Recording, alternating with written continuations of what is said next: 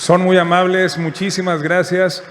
Muy buen día y qué gusto da ver a más de, a lo mejor 200 personas aquí, pero a miles de personas conectados en esta plataforma para que de manera segura podamos seguir explorando nuestra situación como padres de familia. El día de ayer, Tessy, como tú sabrás, arrancamos este primer encuentro, este primer congreso Recrea, que pretende ser un elemento formativo de mucho impacto para podernos preparar ante lo que se avecina, no solo en un retorno de clases a las aulas de manera física, de manera presencial, sino a toda la condición que va a cambiar a raíz de esta emergencia sanitaria, que coincidirán conmigo, y si no, ahorita nos lo dirán nuestros tres panelistas, a quienes, por cierto, les agradezco mucho su participación, agradezco muchísimo contar no solo con su participación, sino con su amistad. Pero en un momento vamos a discutir si la educación post-COVID va a ser la misma, qué rol jugamos los padres de familia y sobre todo si el COVID decantó esta situación porque ya era eminente que venía un cambio educativo. Por primera vez, las generaciones que estamos atendiendo en las escuelas, es decir, sus hijos, son generaciones que han estado expuestos a una situación dinámica, a muchas fuentes de información y de instrucción que nuestras generaciones, y como lo decíamos ayer en Recrea Academy, ni nuestros padres ni nuestros abuelos tuvieron. En fin, sin más preámbulo, para poder escuchar a cada uno de los panelistas, me gustaría comenzar, si gustas, contigo, Daniela. Vamos contigo, Daniela, después con Tessy y después con Jesús, para poder conversar sobre este primer planteamiento. ¿Cuál es el impacto que ha tenido en nuestras vidas esta situación de emergencia sanitaria? Que en el caso de Jalisco, el 17 de marzo, tomamos la decisión de no regresar a las aulas para podernos preparar como sociedad, como Estado, y poder hacer frente ante el COVID. Esa decisión que se tomó en Jalisco ha salvado, por lo que las cifras dicen, y es complejo comparar esta cifra, por ejemplo, de personas fallecidas en poblaciones similares a la de Jalisco, como podría ser la Ciudad de México, de 3 veces más muertos, desafortunadamente. Toda muerte pesa muchísimo y pesa si se pudo prevenir. Por lo tanto, tomamos esa decisión y ahora nos encaminamos a otra realidad. Son 8 o 9 meses de estar estudiando en casa, son perspectivas muy diversas las que se vienen enfrente de nosotros. Pero, Daniela, tú como mamá, ¿qué perspectiva personal y profesional nos podrías compartir? Muchas gracias, Juan Carlos. Bueno, antes que nada, agradezco mucho la invitación. Ya había tenido oportunidad de estar en un evento de Recrea Educación y la verdad es que agradezco mucho que me hayan vuelto a invitar. A ver, creo que el tema de la familia en esta situación ha sido un tema clave, ¿no? O sea, creo que la familia se ha mostrado o se ha demostrado en esta emergencia cómo la familia es un centro de protección, de apoyo y de resguardo, no solo de las personas, sino de la sociedad. Yo creo que la familia ha sido hoy el brazo fuerte, o se ha visto lo que significa como un brazo fuerte para las personas y para la sociedad. Por eso mismo también creo que las debilidades que puede tener la familia también se han notado y se han hecho notar en esta emergencia, ¿no? Y lo veíamos por las crisis que hubo desde el inicio, ¿no? Que se hicieron saber en los matrimonios o en las familias, ante esta extrema convivencia que empezamos a llevar, pero porque entonces la familia tuvo que hacer notar sus bienes sociales, ¿no? Creo que hoy más que nunca hemos comprobado cómo la familia es una fuente de humanización. Me parece que la crisis que hemos tenido del COVID ha sido una crisis social también, una crisis donde se han puesto en juego los ideales personales, sociales, las virtudes, la capacidad que tenemos para tender redes, para encontrarnos con los otros, para ser solidarios, para pensar en los demás, porque yo creo que estas características que tienen el virus respecto de del que el 80% aproximadamente de la gente pueda ser asintomático, ¿no? Y que uno pueda sentir que puede seguir haciendo su vida porque uno no se va a enfermar, porque uno es joven, porque uno no es diabético o qué sé yo, nos hace reflexionar sobre la importancia que tiene el pensar en los demás, ¿no? Y luego, por otro lado, eso lo pienso desde un punto de vista como pedagoga, por supuesto, pero también, como dices tú, desde el punto de vista de mamá, ¿no? Me ha tocado pues, trabajar desde casa, que mi hogar se convierta en lo que ya era, en mi hogar, pero al mismo tiempo que sea la escuela de mis 5 hijos, y al mismo tiempo mi salón de clases con mis alumnos, y al mismo tiempo mi oficina y la de mi esposo, y en fin, ¿no? Y hemos visto cómo se ha consolidado y se ha fortalecido los vínculos de la familia. Creo que una de las características de nuestro tiempo es que estamos muy preocupados por el hacer, por el producir, y hemos dejado de lado el tema del ser y de la acción, no tanto de la producción, no tanto del resultado, no de la perfección, sino del perfeccionamiento, no de la perfección como resultado. Y creo que ahora, en este tiempo en el que hemos estado conviviendo, me parece que ese tejido íntimo que se genera dentro de la familia lo hemos podido experimentar con una mayor evidencia, ¿no? Corríamos demasiado, esa es una realidad. Los niños pensábamos que los niños tenían que tener clases particulares y clases de todo tipo de las 3 de la tarde a las 7 de la noche, ¿no? Y que tenían que estar haciendo cosas. Hoy han tenido oportunidad de tener tiempo libre, de dedicarlo al ocio, de aburrirse, que a mí me parece una cuestión clave para los niños, ¿no? Clave para la creatividad, clave para el tema del juego. Nos hemos cuestionado también mucho hoy, creo, ahora el tema de las tecnologías, en todos los sentidos, ¿no? Ha sido una tremenda oportunidad el uso de la tecnología, que a lo mejor antes podríamos haberla no desdeñado, pero a lo mejor no haber considerado como algo tan relevante, y creo que ahora ha sido un elemento fundamental para salir adelante. Pero yo sí quisiera recalcar que no debemos olvidar que lo que ha sido fundamental en este tema y en esta crisis no han sido solamente los procedimientos, no ha sido la reglamentación, ha sido el capital humano y el capital social. O sea, las medidas y las disposiciones que ha tomado el gobierno oportunamente en Jalisco no hubieran sido nada sin la respuesta de la gente, sin la aceptación y la solidaridad de todos.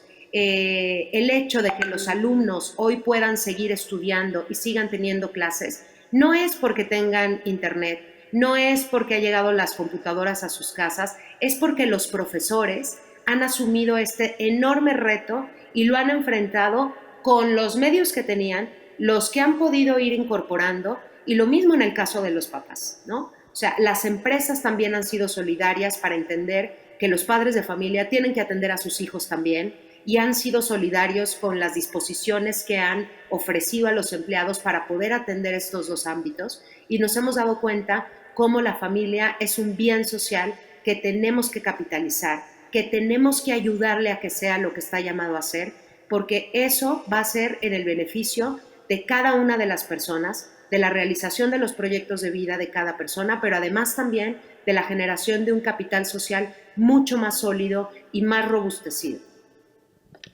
Muchísimas gracias, Daniela. Pues nos dejas pensando en las distintas vertientes que en muy poco tiempo hemos enfrentado, y para seguir construyendo y tejiendo sobre ese planteamiento, le pido a Tessy si nos puedes compartir una primera reflexión. Muchas gracias. Pues bien, yo coincido con mucho de lo que se mencionó anteriormente por parte de Daniela. Me parece que esta pandemia ha sido un desafío para todo el planeta, y que estos problemas que vivimos en lo particular se reproducen en otros ámbitos, en otros países.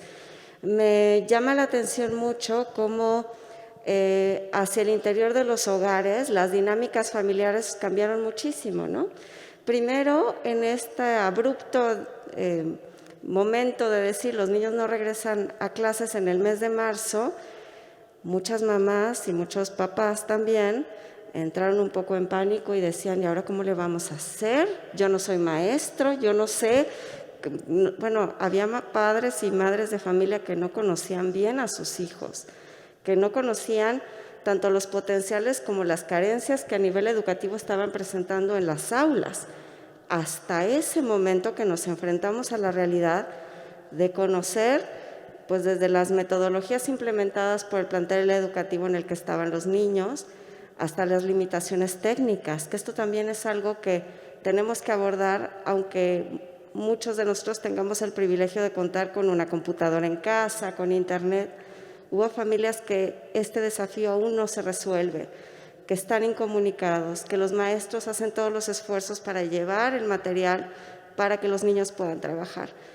Pero regresando un poco a la dinámica familiar, en esta primera sorpresa y en este primer momento en donde nos sentimos agobiados para que los niños cumplieran con pues el nivel que estaban llevando en las aulas, nos dimos cuenta primero del enorme esfuerzo que hacen los docentes, del gran trabajo que implica la planeación, la implementación y la revisión de los contenidos educativos, de lo complicado que es, como ya se comentaba anteriormente, en un espacio que está destinado para una actividad específica hacer otras, porque lo que muchos hacíamos era reproducir el modelo escolar en casa.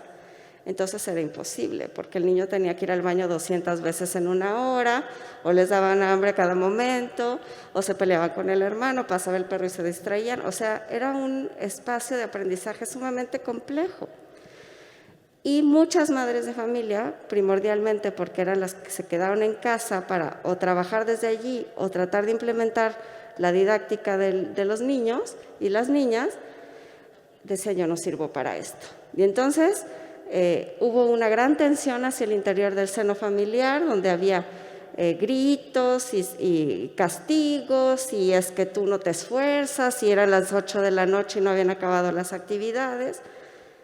Pero luego, y a ver si el público que nos acompaña el día de hoy nos puede corroborar esto, sucedía algo, que los papás y las mamás nos relajamos y dijimos: esto no es tan importante.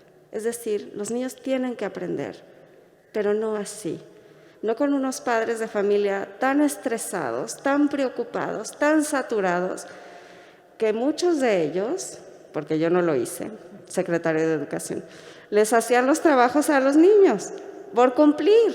Entonces allá había un doble mensaje muy confuso para los niños, contraproducente. Entonces, en estos términos de pandemia, de encierro, de sensibilización, porque hay gente que se está muriendo, porque está expuesta, empezamos a aprender que hay cosas más importantes y que el aprendizaje es muy, muy importante para tener herramientas para desenvolvernos en la vida. Pero hay que bajar un poco esa tensión, ¿no? Y creo que ya para empezar este ciclo escolar en el que estamos, la energía y la intención de los padres de familia ya era otra. Era decir: vamos a hacer nuestro más grande esfuerzo para que los niños, cuando puedan regresar a las aulas, no tengan un rezago, pero vamos a cuidar otros aspectos, que es la salud mental, la física, la que tengan una posibilidad de hacer una reflexión acerca de lo que están padeciendo en este resguardo, ¿no? A mí me parece muy interesante lo que algunos pedagogos han manifestado en los últimos meses. Francesco Tonucci, por ejemplo, habla de una escuela antes y una después de la pandemia. Y bueno, aquí tenemos que reflexionar, evidentemente los padres, porque con este ejercicio nos estamos dando cuenta de que nosotros somos parte importante de la comunidad educativa y que a lo mejor yo no tengo una licenciatura en pedagogía, pero hay cosas que la vida me ha enseñado o mi profesión y que puedo implementar en esta práctica, en esta formación continua de mis hijos. Y eso es importante, porque si eso se logra, no fue tiempo perdido.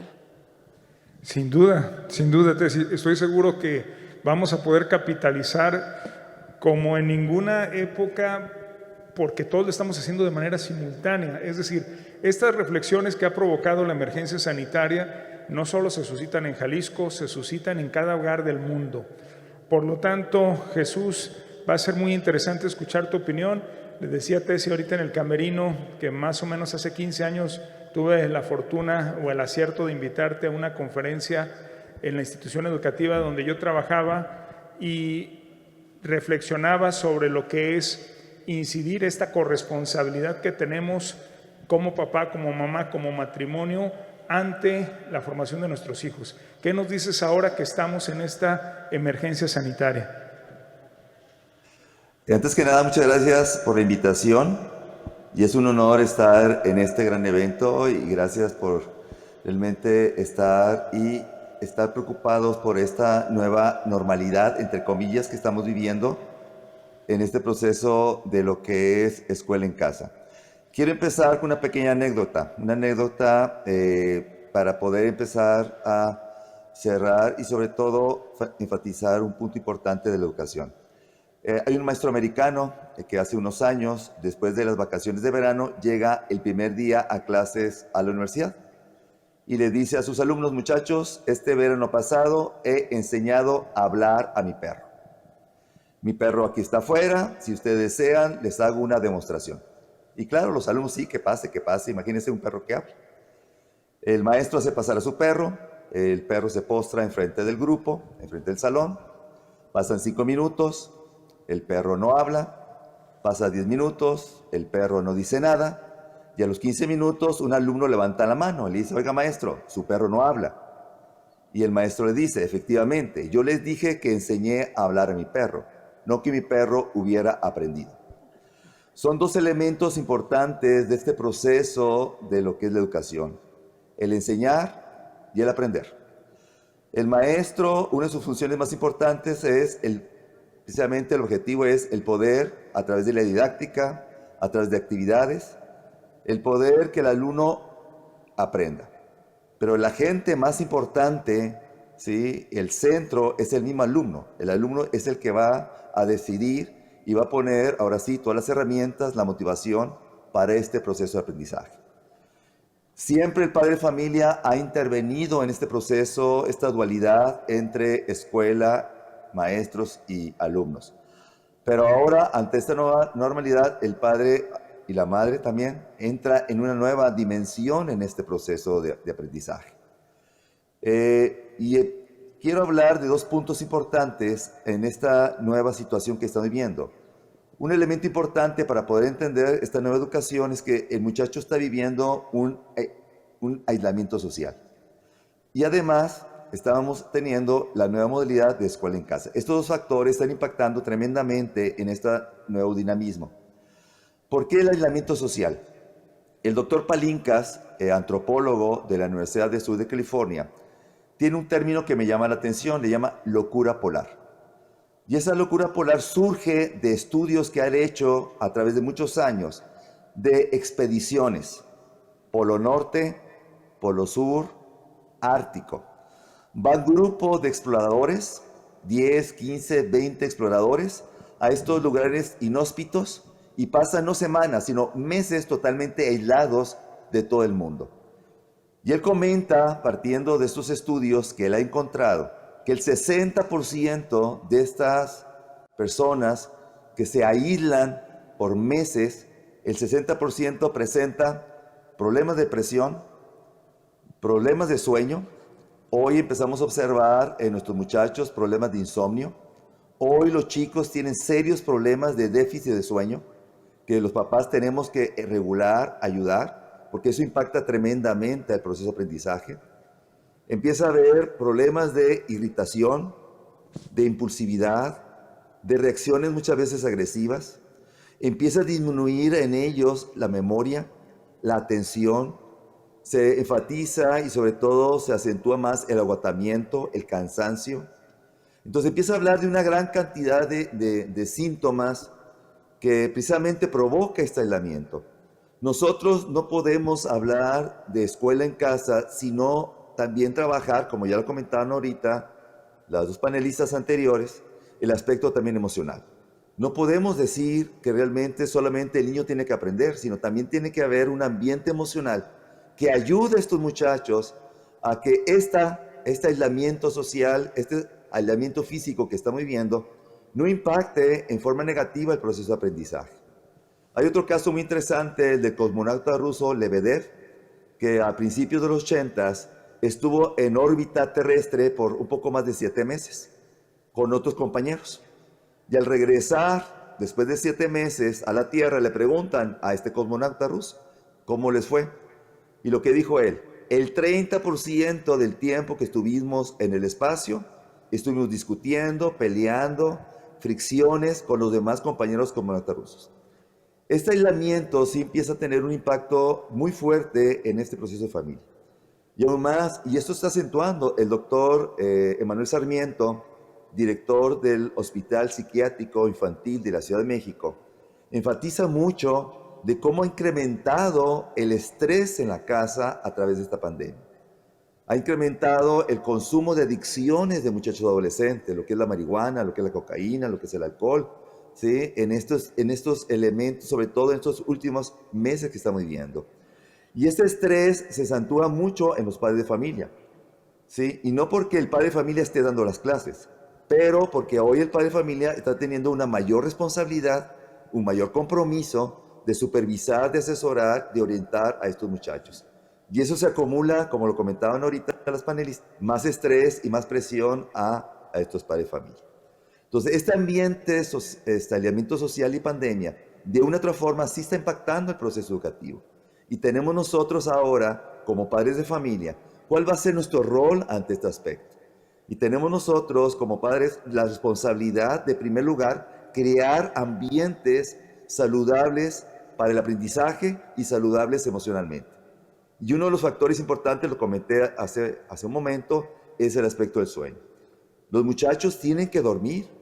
Hoy realmente es crítico porque los muchachos dicen, es que no tengo clase, no necesito levantarme temprano.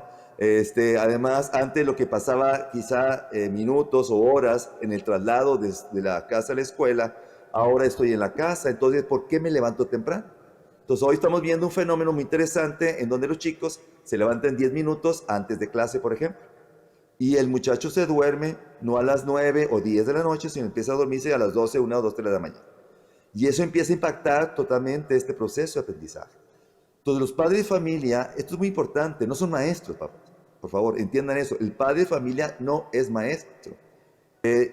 Tengo una creencia, y me puedo equivocar, yo siempre pienso que el gran físico alemán Albert Einstein hubiera sido un pésimo maestro de física en secundaria.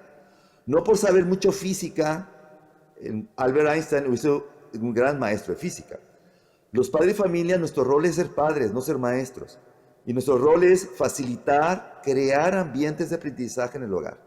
Que el muchacho duerma bien, que coma bien, que tenga ambientes de familia, de tranquilidad, sin fricciones, que el muchacho pueda tener ejercicio físico, recreación. Como comentaban ahorita, el aburrimiento es fundamental. El regular de tecnología es esencial. El muchacho de hoy tiene que descansar sin uso de pantalla. El muchacho de hoy pasa más horas en pantalla, en la escuela, en las clases y haciendo tareas.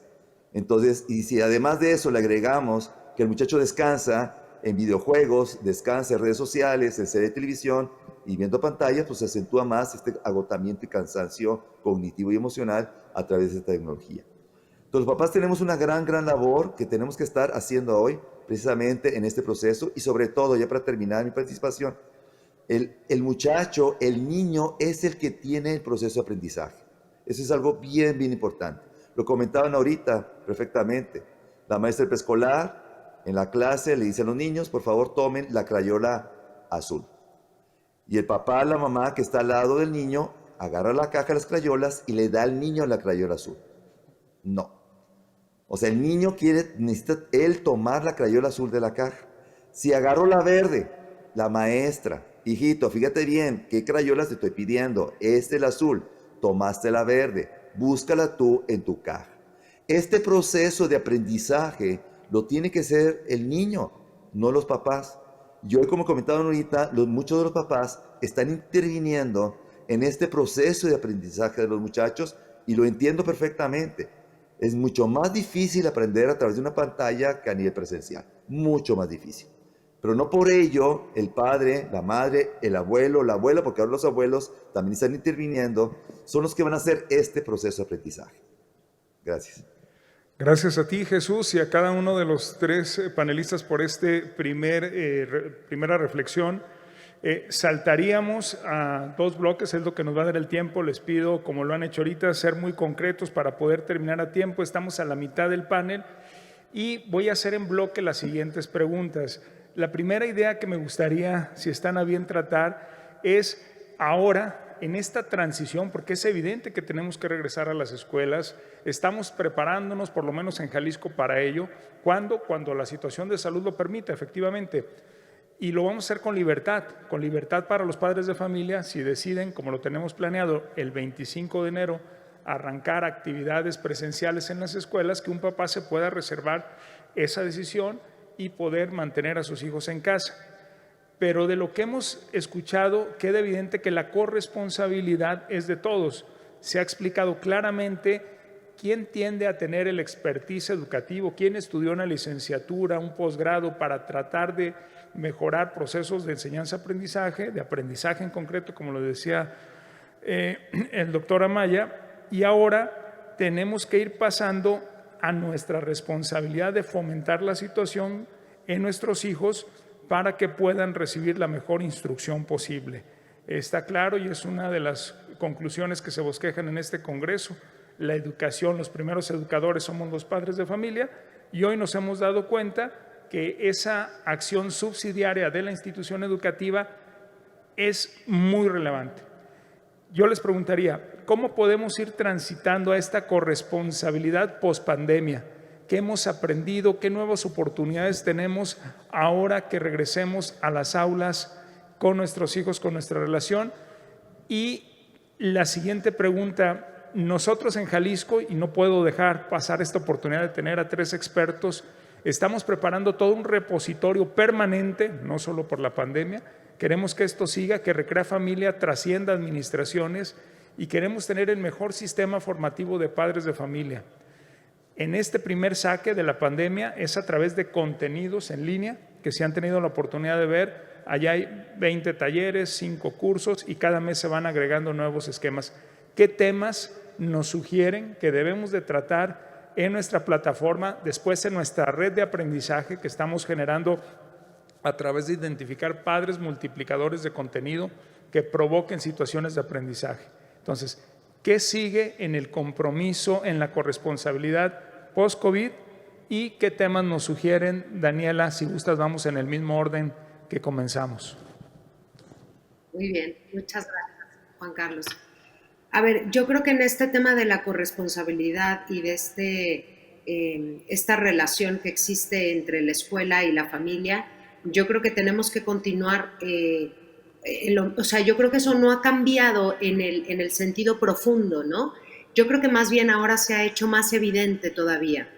Y esto que comentaba Jesús me parece que es un reflejo precisamente, que ahora hemos tenido que voltear a ver lo que está pasando en nuestra familia. Y ahora se ha manifestado mucho más.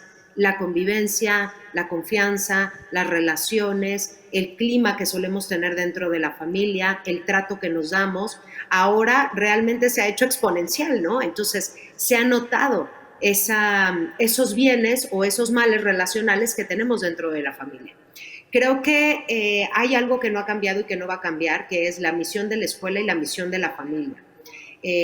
Como decía Jesús, la familia es un espacio, es un ámbito de educación informal, ¿no? En la familia no existen programas educativos, no existen sistemas, no existe, o sea, no es una educación formal y es una educación informal que se da a partir del clima que tenemos dentro de la familia, del trato que nos damos, de las tradiciones familiares. Las tradiciones son un elemento de formación de la sociabilidad importantísimo, que además generan arraigo en las personas y que generan identidad.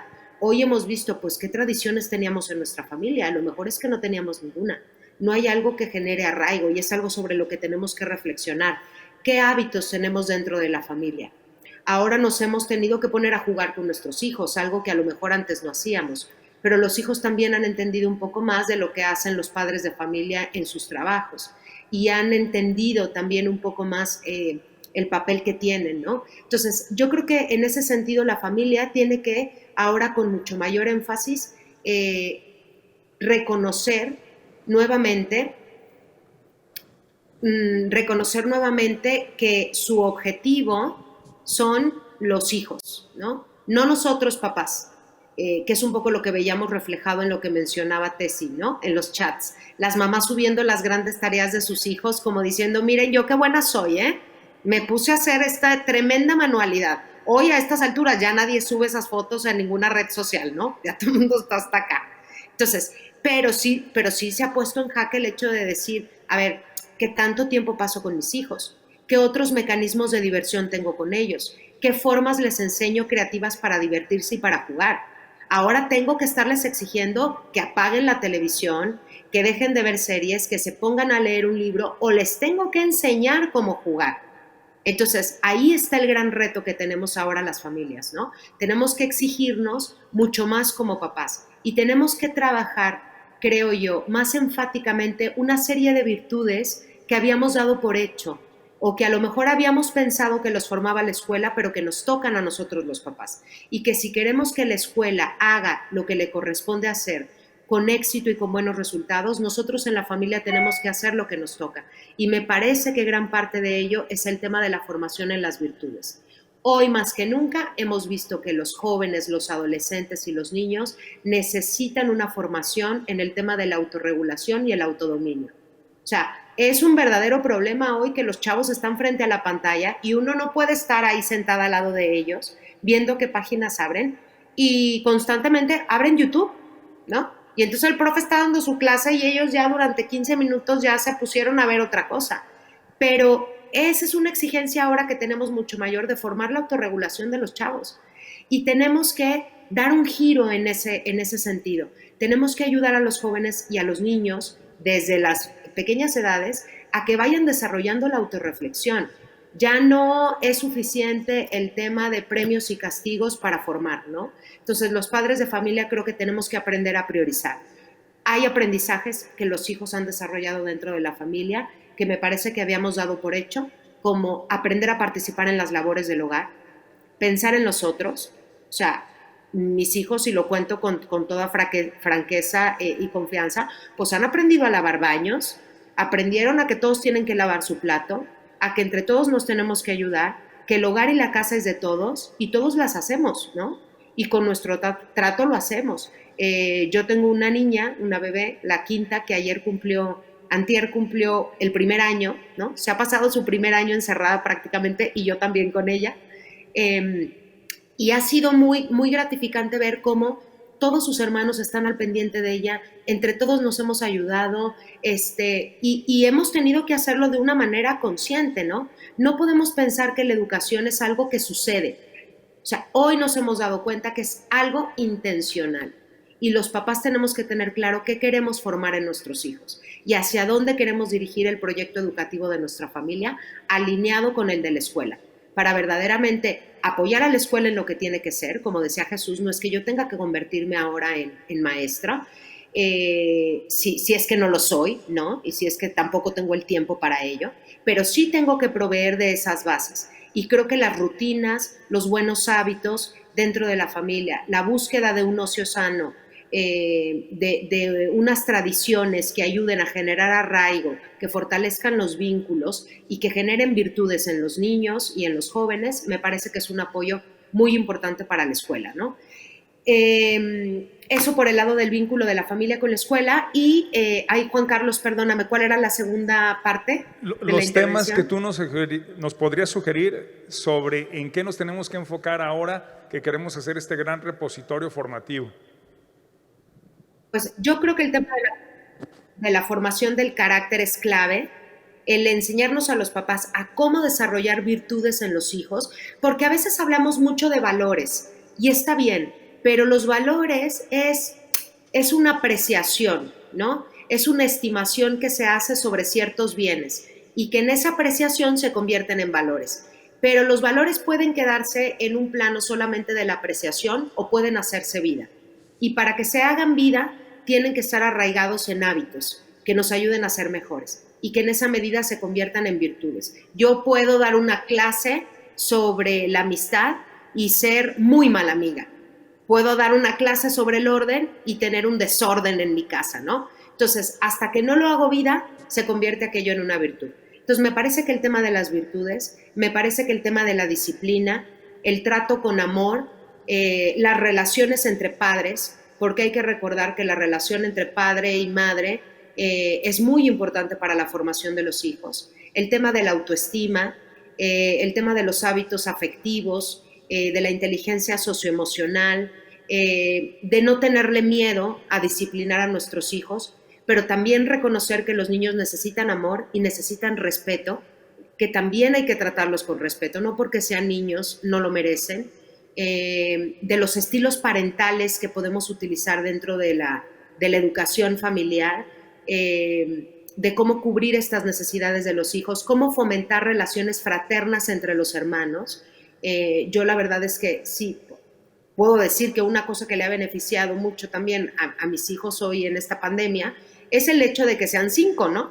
O sea, cuando no se pelea con uno, pues ya se entretiene con otro y así, ¿no? Entonces, pero me he dado cuenta la importancia que tiene el que formemos verdaderas relaciones fraternales. Las relaciones entre hermanos crecen de manera natural, se dan de manera natural, están conviviendo, ¿no? Pero no por ello van a ser buenas si nosotros no orientamos esas relaciones para que sean buenas. Entonces, creo que esas relaciones fraternas de solidaridad también, intergeneracional que tenemos en la familia, creo que pueden ser contenidos interesantes y aprender a conciliar también el trabajo y la familia. Yo creo que aquí también haría un llamado al mercado laboral, ¿no? Para decir, a ver, hoy nos hemos dado cuenta que hay mucho trabajo que sí se puede hacer desde casa. Para mí también fue revelador el hecho de que yo estuve aquí, ya tengo prácticamente un año en cuarentenada, porque pues me vine en la incapacidad materna y ya no salí de ella, ¿no? O sea, ya me quedé aquí, entonces, y no he dejado de hacer mi trabajo. Y yo creo que eso y al mismo tiempo me ha permitido estar con mi bebé durante el primer año de vida, cosa que no pude hacer con ninguno de mis otros hijos, ¿no? Entonces, eso nos ha permitido darnos cuenta que hay cosas también que sí podemos compaginar. Y creo que también es importante que los padres de familia aprendamos a priorizar. No todo es importante, o al menos no en ciertos momentos. Hay cosas que son prioritarias de acuerdo a la etapa del desarrollo de nuestros hijos y creo que eso vale la pena que lo sepamos. El tema de la creatividad y del juego me parece que también es un tema bien importante dentro de la familia, la convivencia. Muy bien. Oye, Daniela, pues nos dejas un temario bastante extenso que aquí el equipo de Recrea Familia en Jalisco seguramente está tomando nota y nos enfocaremos a ello. Por supuesto, yo rescato todo el apoyo que necesitamos nosotros porque lo hemos escuchado de muchos autores, padres fuertes provocan hijos e hijas felices. Entonces, creo que mucho de la formación que acabas de decir primero cae en nosotros y después llegará a nuestros hijos. Tenemos 15 minutos para concluir este panel o un poquito menos, les pediría 5 y 5 minutos, Tessy y doctora Maya Jesús, para poder también recibir un par de preguntas del público. Gracias. Pues creo que hay muchas áreas de oportunidad. Si hacemos una reflexión de nuestro trabajo en esta pandemia con los niños, con las niñas en casa, vemos el tremendo aporte que da no solo lo académico, un espacio como la escuela, hablando en el tema de la socialización. Los niños necesitan ver a sus amigos, necesitan jugar con ellos, necesitan compartir ideas, hacer travesuras, idear otras cosas. Yo pediría que hiciéramos una reflexión los padres de familia respecto a ello, porque en este momento soy muy idealista y digo, cuando los niños se puedan abrazar, van a correr unos a otros y se van a querer tanto y van a jugar mucho. Pero antes de la pandemia teníamos un problema muy severo de bullying, de acoso entre pares. Espero que este periodo de pandemia, de resguardo, nos haya permitido sensibilizar a nuestros hijos, a nuestras hijas respecto al trato del otro. Que las aulas sean el lugar más seguro después de la casa. Sabemos también que hay niños que no le están pasando bien en su casa y que nos urge que regresen a las escuelas porque están en peligro. Entonces, hay mucho trabajo que hacer. Como padres de familia estamos obligados a que cuando las cosas vuelvan a la normalidad, espero, muy pronto, nos involucremos de lleno. Es decir, estemos cerca de nuestros hijos, de nuestras hijas, del salón de clases, de la maestra, nos pongamos a función del aprendizaje de todos los niños y las niñas. Es decir, no soy maestra, pero lo que hago en mi vida cotidiana pudiera dar un aporte al grupo. Entonces, aquí estoy a sus órdenes. ¿En qué puedo ayudar? Ya había ciertas prácticas, iban los padres de familia a leer un cuento, a hacer un tallercito. Necesitamos ir más allá, que esto trascienda, porque precisamente este periodo extraordinario nos ha enseñado que no estamos solos, que tenemos que tejer comunidad, ¿no? Eso por un lado. Y a mí me parece, respecto a la segunda parte de la pregunta, de los temas que deben estar a nuestro alcance como un ejercicio constante de formación, el abordar temas ambientales, porque sabemos que parte de este problema tiene que ver con la degradación ambiental. Entonces los niños están conscientes de ello y se preocupan, pero no ven congruencia entre lo que enseñamos y lo que decimos. Hablamos de reciclar, de cuidar el agua y en muy pocas ocasiones se lleva a cabo, ¿no? Entonces yo creo que tanto niños como adultos están preocupados o estamos preocupados porque este tipo de cosas no sean reiterativas, no se repitan. Y en gran medida se debe a que cuidemos nuestro entorno y seamos capaces de entender de que cada acción que llevamos a cabo tiene repercusión en la vida de otros. Y no solo hablo del aspecto humano o del ser humano, sino del planeta que compartimos. El mundo no puede ser el mismo después de esto. Gracias, secretario. Gracias a ti, Tess, y más tarde tendremos el gusto de escucharte ampliamente en tu participación en la conferencia. Y Jesús, me gustaría escuchar tu conclusión sobre estas reflexiones, sobre lo que has escuchado de nuestras dos compañeras y, por supuesto, conocer tu punto de vista en estos dos cuestionamientos. Bien, en los 5 minutos quiero hablar solamente 3 ideas. ¿Qué es lo que debemos de hacer? Este año cumplí ya 43 años de ser maestro. Ya hace 39 años yo era maestro de secundaria, segundo de secundaria, español. Y en aquel entonces me tocó el alumno más inteligente que he tenido en mi vida. El alumno más brillante que jamás he tenido. Para que tengamos una idea, estoy dando yo la clase de español a mi grupo de segundo de secundaria, llega la maestra de química y le dice a mis alumnos: muchachos, mañana hay examen de la tabla periódica. Y los típicos muchachos adolescentes: maestro, no es justo, que mañana poco tiempo. Y le digo a los muchachos: miren, si me dejan dar clase, les voy a dar los últimos 20 minutos para que estudien. Y así lo hice. Los muchachos empezaron a estudiar. Este muchacho inteligente a los 2-3 minutos empezó a platicar, empezó a jugar. Le digo: ponte a estudiar, mañana te examen. Y me responde: maestro, ya me sé la tabla periódica. Los 109 elementos, le pregunté: sí, maestro. Pasa el pizarrón, me vas a escribir el nombre, nomenclatura, peso atómico y masa atómica de los 109 elementos con sus columnas respectivas. Y si tienes un solo error, te bajo 20 puntos en español. El muchacho pasó, ni un error, ni un error. Lo mando con la psicóloga de la escuela, le aplican una prueba de inteligencia, Stanford Binet, y obtiene 156 puntos. ¿Qué significa 156 puntos? Dotado. Genio. Arriba de 140 es genio. Según algunos expertos, el gran físico alemán Albert Einstein tenía 160 puntos. Este muchacho a los 13 años de edad tenía 4 puntos menos que el gran Albert Einstein.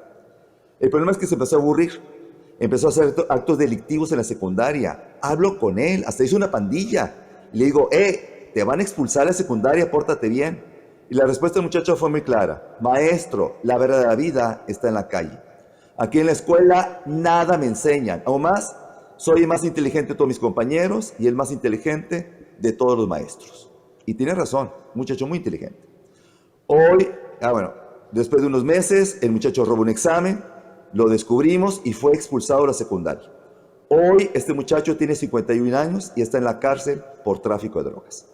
Un muchacho inteligente, papás, el alumno más inteligente que he tenido en mi vida. El muchacho no supo tomar buenas decisiones. Papás, una de nuestras misiones más importantes es ayudar a nuestros hijos a que tomen buenas decisiones. Lo comentó Daniel perfectamente, la autorregulación. El doctor Shanker habla precisamente que lo que realmente determina el comportamiento en la escuela, en la vida, en la profesión, es la autorregulación, lo dijo perfectamente Daniela. Esto es un elemento importante. Segunda idea fundamental. ¿Cómo lograr esto? Por favor, papás, no prepares el camino de tu hijo.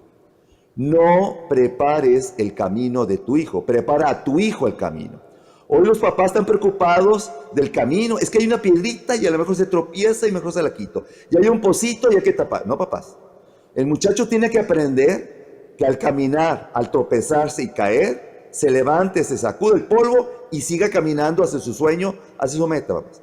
Y para ello tenemos que formar al muchacho, papás, por favor, no el camino.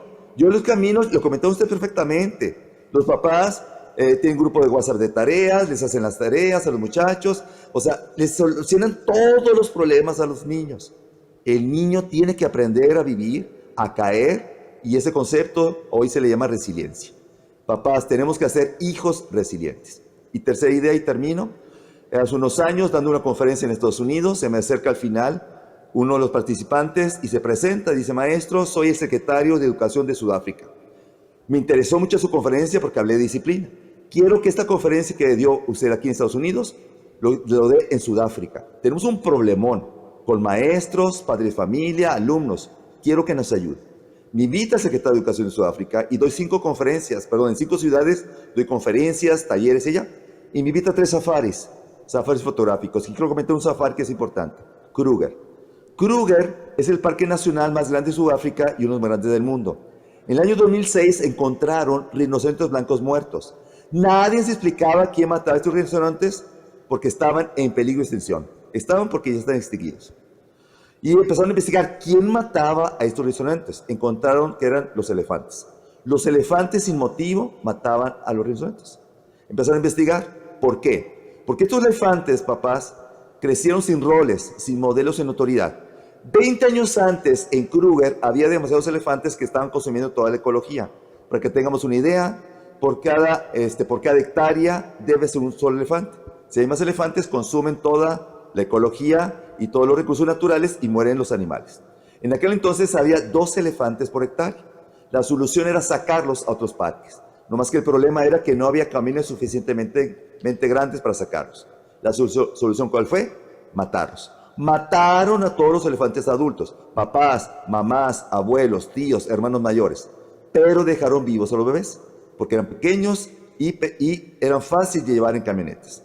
Hoy estos bebés son adolescentes, no tienen roles, no tienen modelo ni autoridad, ¿sí? Entonces estos muchachos no solamente mataban a los rinocerontes blancos, empezaron a atacar a los turistas, destruir las aldeas. ¿Qué hicieron con ellos? Matarlos, hasta que encontraron la solución. ¿Cuál fue la solución? Trajeron 3 elefantes adultos, pero no cualquiera, papás, con autoridad, papás. Y en 5 meses se acabó el problema.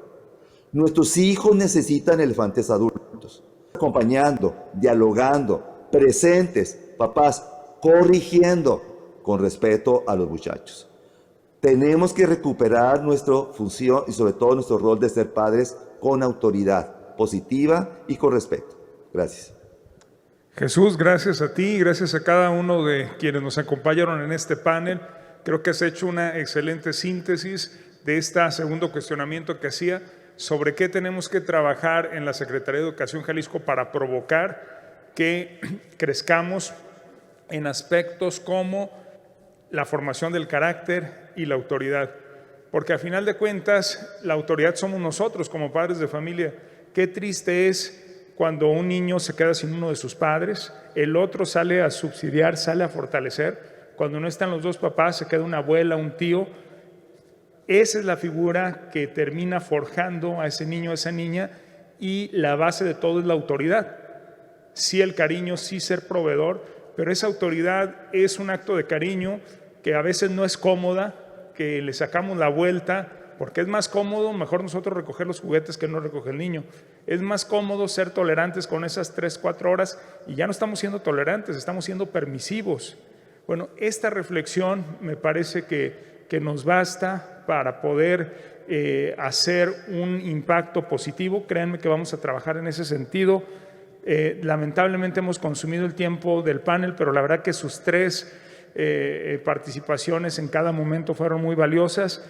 Y yo lo que le pediría a las personas que están aquí presentes, a las personas que están en redes sociales, que a través de estos instrumentos nos hagan llegar sus preguntas. Con todo gusto se las hacemos llegar tanto a Jesús, a Daniela, a Tessy, pero sobre todo con esto los comprometemos a que no importa que termine el Congreso, los tengamos en charlas, compartiendo experiencias, y aprovechemos estos canales electrónicos, esa posibilidad de poder estar en nuestra casa más tiempo de lo habitual y nos pongamos a estudiar juntos un poco más.